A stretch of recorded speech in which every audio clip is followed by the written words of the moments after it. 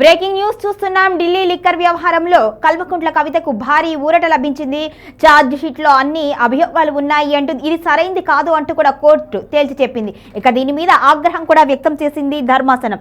Delhi liquor scam case విచారణ సందర్భంగా rows avenue court సిబిఐపై తీవ్ర ఆగ్రహం వ్యక్తం చేసింది. ఛార్జ్ షీట్ లో అనేక లోపాలు ఉన్నాయి అంటూ కేసును కొట్టిపారేసింది. సరైన ఆధారాలు లేకుండా వారిని కేసులో ఇరికించారు అంటూ మండిపడింది.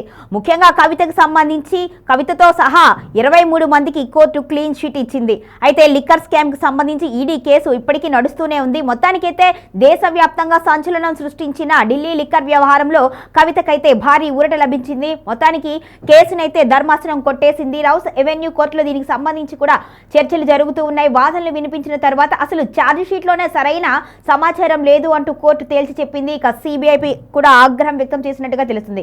గత కొద్ది కాలంగా దీనికి సంబంధించి కవిత కూడా పేర్కొంటున్నారు. నేను ఎటువంటి తప్పు చేయలేదు, అన్యాయంగా నన్ను ఇరికించారు అంటూ కూడా ఆవిడ మాటల తూటాలైతే పేల్చారు ప్రభుత్వం మీద. ఇక దీనికి సంబంధించి కూడా ఈ రోజు ఆవిడ క్లీన్ షీట్ తెచ్చుకున్నారు. మొత్తానికైతే ఏమీ అందులో ఆమె పాత్ర ఏమీ లేదు అని కోర్టు పేర్కొనడంతో ఇక కవితకి ఊరట లభించింది అనే చెప్పుకోవాలి. మొత్తానికి ఈ వ్యవహారానికి సంబంధించి మరి ప్రభుత్వంలో ఎటువంటి కదలికలు మొదలవుతాయి, ఇక కవిత నెక్స్ట్ కార్యాచరణ ఏ విధంగా ఉంటుంది అనేది కూడా రాజకీయ వర్గాల్లో చర్చనీయాంశంగా మారింది.